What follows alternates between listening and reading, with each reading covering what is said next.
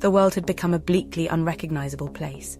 The air was filled with a constant drone of metallic hums and beeps, and the neon lights of the towering buildings illuminated a perpetual haze of smog-filled skies.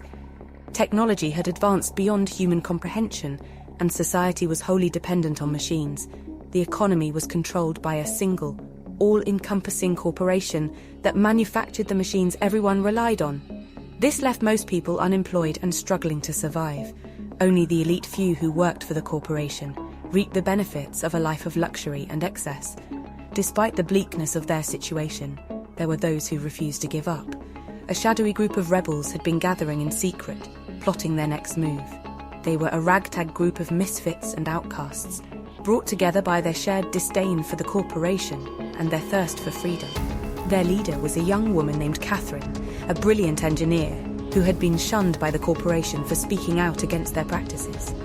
She had been living off the grid for years, scavenging for parts and picking up skills wherever she could find them.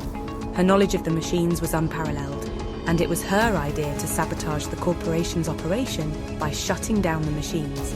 It was a bold plan and a dangerous one. The machines were everywhere, from the smallest household devices to the towering skyscrapers that dominated the skyline. Shutting them down would mean complete chaos and disruption, and there was no telling how the corporation would react. The rebels spent months preparing for the operation, gathering intelligence and planning their entry points.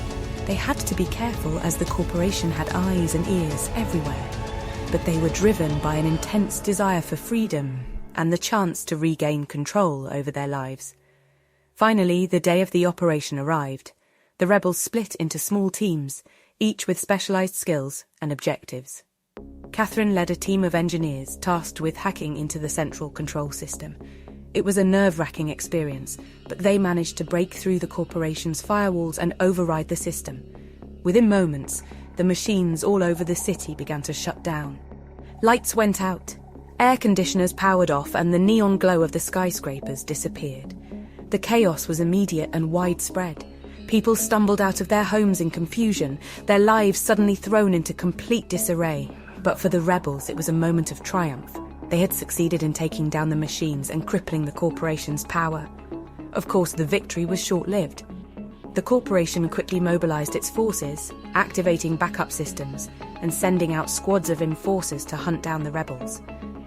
The city became a war zone, as the rebels fought back with everything they had.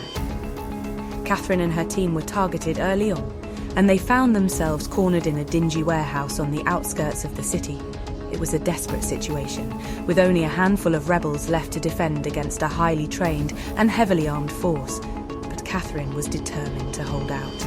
She had a plan, and it involved one last act of sabotage that would bring down the whole corporation for good. As the enforcers closed in, Catherine activated her device, a small handheld device that would trigger a meltdown in the corporation's main power plant. It was risky, but it was their one chance at true victory. The device beeped, and Catherine closed her eyes, bracing for the explosion. But instead of the sound of shattering glass and screeching metal, she heard a soft chime. She opened her eyes to see the enforcers staring at her in confusion. The machines had all suddenly powered back on, as if nothing had happened. It was a crushing defeat, and Catherine and the surviving rebels were quickly captured and sentenced to life in prison. But even as they were led away in chains, Catherine couldn't help but feel a glimmer of hope. The machines had malfunctioned, and the corporation's hold on them had proven to be flimsy at best. It was a sign that maybe, just maybe, they could still take back control of their lives.